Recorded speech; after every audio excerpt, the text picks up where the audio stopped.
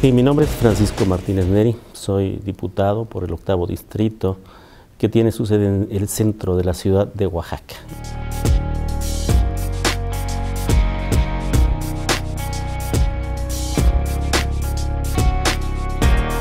Un día reflexioné acerca de que mi labor académica podía ir más allá de atender a un grupo de 50 alumnos. Y en ese momento acepté una invitación por parte del PRD para ir como candidato externo a participar en la candidatura local, por cierto, a una diputación, también en el centro de Oaxaca.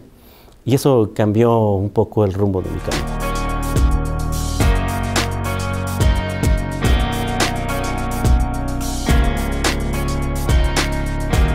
Mi carrera fue de contador público en la ESCA del Politécnico Nacional. Trabajé para la Secretaría de Hacienda un buen tiempo. Posteriormente me trasladé a Oaxaca. Siempre fue mi objetivo regresar a Oaxaca. Y en Oaxaca puse mi despacho, un despacho contable, por cierto, que me dio mucha satisfacción. Me dediqué a la actividad profesional mucho tiempo, al tiempo que compartía con la cátedra. Eso me llevó a la posibilidad de ser considerado uno de los 100 fiscalistas más importantes de México, que es una de las cosas más importantes que guardo como parte de mi actividad profesional. Incursioné en la vida universitaria, fui director del posgrado de mi facultad, posteriormente fui director de la misma. Más adelante me postulé como candidato a rector de la universidad, gané ese proceso en una actividad muy fuerte, un proceso electoral muy difícil. Gané esa elección, estuve 4 años, de 2004 a 2008 como rector. Posteriormente salió esta oportunidad de ser candidato externo por parte del PRD a la candidatura local que ya expresé, y ahí empieza mi vida política fuera de aulas universitarias.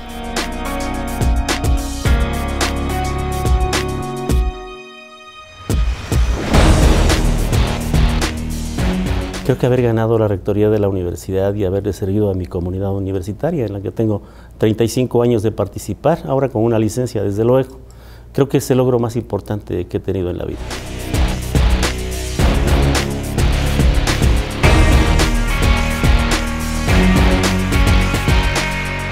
Lo mejor que he encontrado es el poder servir a la gente, el poder platicar con ella, el poder escucharla.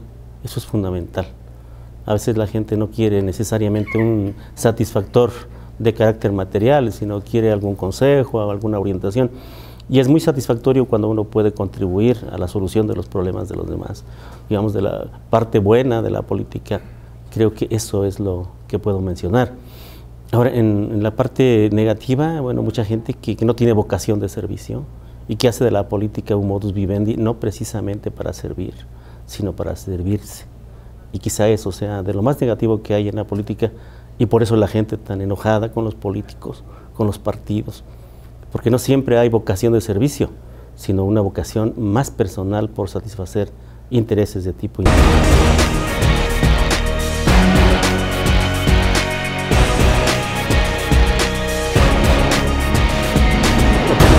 Es una forma que nos hemos dado a través del tiempo, los seres humanos, para poder servir a los demás, para resolver problemas, para conducir a las sociedades hacia logros fundamentales de transformación. La política es fundamentalmente servicio y transformación.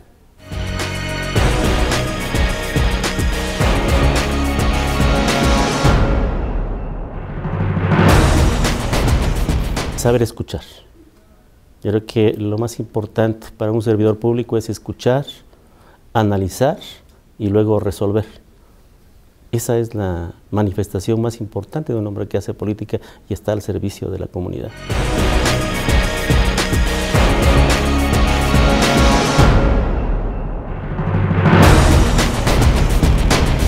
En un grupo como el PRD, ser coordinador representa muchos retos, porque las decisiones que se toman no son verticales, sino son horizontales. Hay que platicar, hay que convenir, hay que reflexionar, hay que discutir, y eso constituye un desgaste muy fuerte, pero necesario para la vida política de un grupo parlamentario.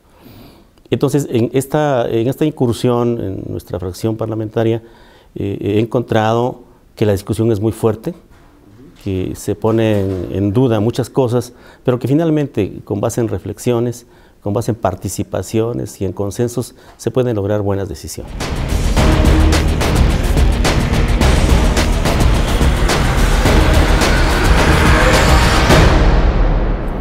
Sí, en este segundo periodo hay cosas fundamentales que el partido pretende consolidar. El asunto del salario. Hay un deterioro extraordinario en el ingreso de los trabajadores y un partido de izquierda tiene como aliados a los trabajadores.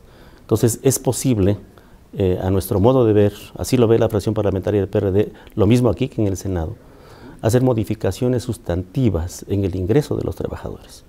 Esto es posible si hay el entendimiento con las demás fracciones y sobre todo si se logra ese consenso con los patrones, con la sociedad en general, y que puede transformar de una manera muy importante la situación económica de esa clase de trabajadores. Ese es un asunto fundamental. Otros asuntos centrales son la transparencia. La transparencia es fundamental para un Estado de Derecho y desde luego la lucha contra la corrupción. Los temas centrales que nos van a tener muy entretenidos en el trabajo en este segundo periodo de sesiones están trazados básicamente en transparencia, anticorrupción, salario digno, el asunto de la seguridad pública también, que es una cuestión fundamental, que me parece que son los temas que racionalmente podemos observar y trabajar en este segundo periodo.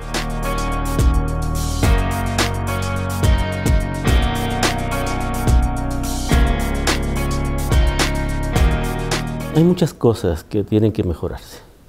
Desde el comportamiento externo, un diputado no puede andar en camionetas de lujo, no puede andar con guaruras.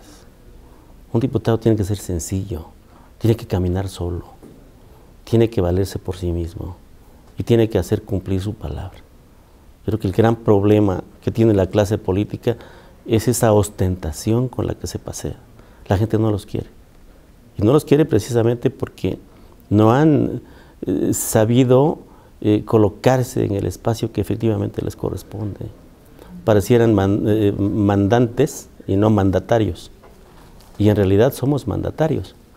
Entonces, ese es uno de los problemas más serios que aqueja a la clase política y que el pueblo no quiere ver.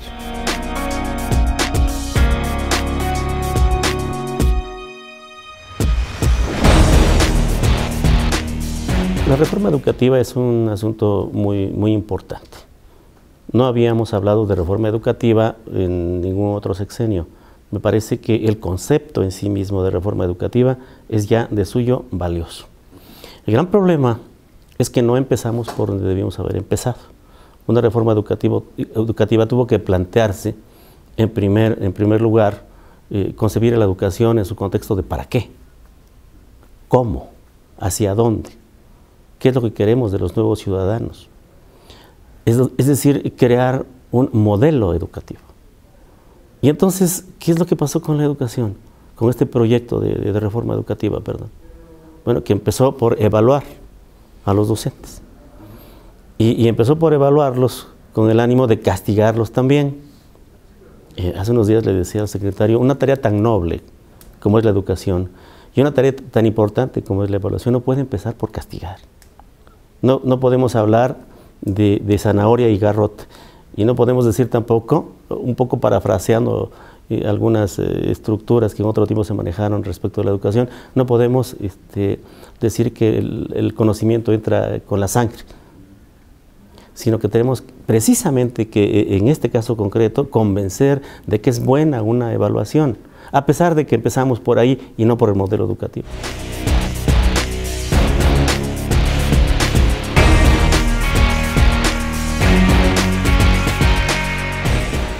Deben cambiar el problema de los constantes abusos a los derechos humanos. Ese es un problema grave. Debe cambiar esa correlación tan grave que hay entre pobreza mayoritaria y riqueza minoritaria. Esta es una gran necesidad en el país. Debe cambiar la forma en que se conducen los servidores públicos en términos de honradez, en términos de pulcritud. Debe cambiar la forma en que se atiende a las necesidades de las personas en términos de salud, En este país el que no tiene dinero se muere. El que no tiene capacidad para pagar la educación no va a la escuela. El que no tiene posibilidades de acceder a la justicia porque no puede pagar un abogado simplemente pierde un caso. Esto es grave en el país. Y a veces no lo reflexionamos así, pero es la realidad. Y entonces esos desequilibrios tan grandes tienen que acabarse. Entonces es un imperativo seguir trabajando muy fuertemente para ello. Y por desgracia no vemos que sea en el corto plazo. O sea, yo no veo que el próximo sexenio, bueno, este ya de plano no. Pues el descrédito más grande que tenemos es el de un presidente que trabaja en la opacidad y que tiene conflictos de interés y que adquiere una casa en las condiciones en que la adquirió. Entonces, con este sexenio ya no podemos esperar nada más. Pero tampoco podemos ver tan fácilmente que en el próximo puedan cambiar las cosas. Sin embargo, sí es importante ir pensando qué de nuevo va a haber en el próximo sexenio con el propósito de que cambien o empiecen a cambiar las cosas. Porque sí puede ser posible, desde luego. Inclusive yo veo con cierta simpatía las candidaturas independientes. Si hay un buen candidato independiente va a dar una lección a los partidos políticos. Y o se transforman o se transforman.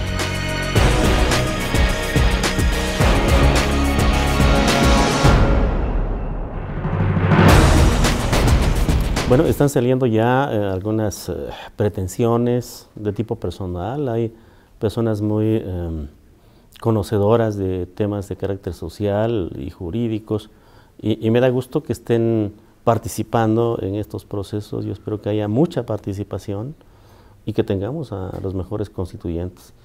Crear una constitución es algo de lo más importante que puede ocurrirle a un país. Es un parteaguas.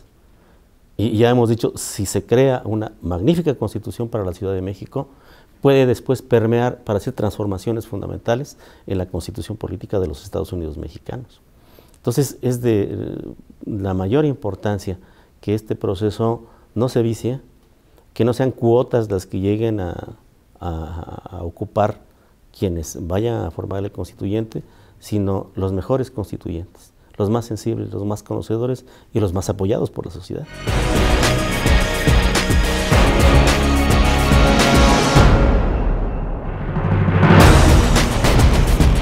Yo quisiera seguir produciendo lo más que pueda. Quiero decirle que en este primer periodo que terminó, como coordinador parlamentario presenté el mayor número de iniciativas.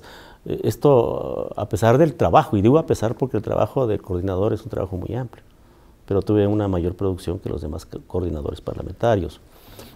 Quiero hacer lo mismo en lo sucesivo y sobre todo que las iniciativas tengan su repercusión. A mí me importa mucho que el formato del informe gubernamental, el informe de gobierno, cambie, que no sea un monólogo, que no sea un diálogo respetuoso. Y esa fue una iniciativa a mí.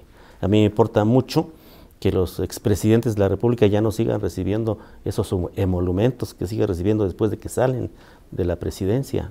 Me importa mucho que cambien pues una serie de cosas que forman parte de las propuestas que hicimos. Hice 10 propuestas y bueno, en este periodo seguiré haciéndolas, en los que siguen también, y bueno, combinar esas dos actividades. Por un lado, la propuesta, la iniciativa, por otro lado, la conducción de la fracción parlamentaria y por otra parte mi vinculación con mi estado de origen, que es Oaxaca.